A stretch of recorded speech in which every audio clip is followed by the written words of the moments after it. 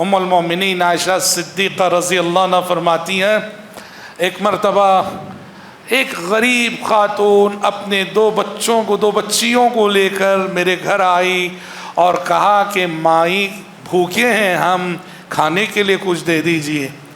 مائی عائشہ صدیقہ رضی اللہ عنہ فرماتی ہیں میں نے گھر میں ڈھونڈا، تلاش بسیار کے بعد مجھے صرف 3 کھجوریں ملی۔ دیکھو یہ ہمارے نبی کے گھر کا حال ہے، ہمارے نبی کے گھر کی معاشی صورتحال ہے۔ جس نبی سے آسمان سے آنے والی وحی کہتی تھی آپ اجازت دیں تو احد پہاڑ کو آپ کے لیے سونے کا بنا دیں، اس نبی کے گھر کا یہ حال ہے کہ تلاش بسیار کے بعد صرف 3 کھجوریں ملتی ہیں۔ ہائے ہائے۔ ہاں، ام المومنین فرماتی ہیں میں نے وہ 3 کھجوریں اس خاتون کے حوالے کر دیں۔ اس خاتون نے 2 کھجوریں اپنی 2 بھوکی بچیوں کو دے دی جن کو اٹھائے ہوئے تھی 2 ہاتھوں میں،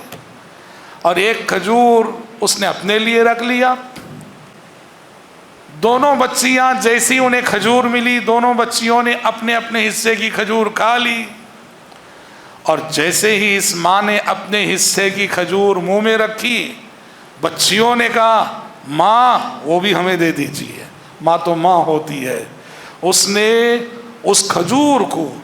جو جسے لقمہ بنا چکی تھی اپنے منہ سے نکالا، اس کے 2 حصے کیے، آدھی کھجور اس بچی کو آدھی کھجور اس بچی کو، اور خود بھوکی رہ گئی۔ ماں وہ ہے کہ بچوں کا پیٹ بھر جائے تو بھوکی رہ کر بھی اس کا پیٹ بھر جاتا ہے۔ ماں عائشہ صدیقہ رضی اللہ عنہ یہ منظر دیکھ کر بہت جذباتی میں متاثر ہوئیں،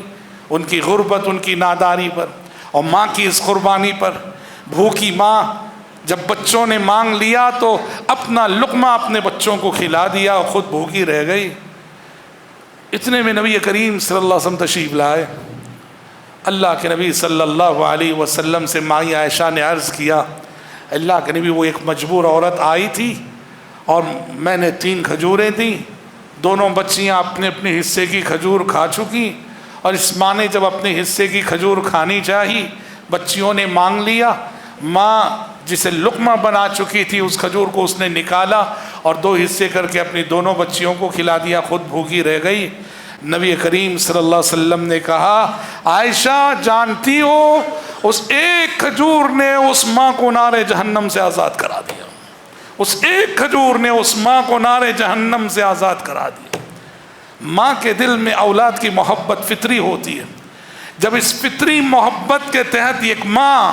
اپنے بچوں کو کھلا دیتی ہے اپنا لقمہ، اور اللہ کے پاس وہ لقمہ یوں منظور ہوتا ہے 1 کھجور اسے نار جہنم سے رہائی دلاتا ہے، تو سوچو ایسے غریب، ایسے مجبور جن سے بظاہر ہماری کوئی رشتہ داری نہیں ہوتی، اگر ہم ان کے دکھ درد کو محسوس کریں اور ان کے دکھ درد کو بانٹنے کی کوشش کریں اور اپنے صدقات و خیرات کے ذریعے ان کی مدد کریں، یہ میری اور آپ کی آخرت کے لیے کتنا بڑا سرمایہ نہیں ہوگا۔ اس لیے اللہ کے نبی نے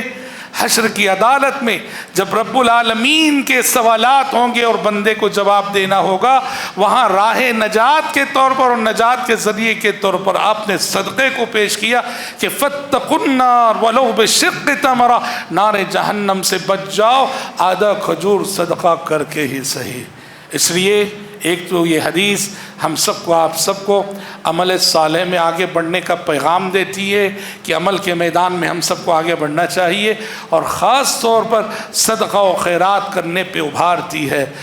آخرت میں صدقے کے جو کرشمے ہیں سو ہیں،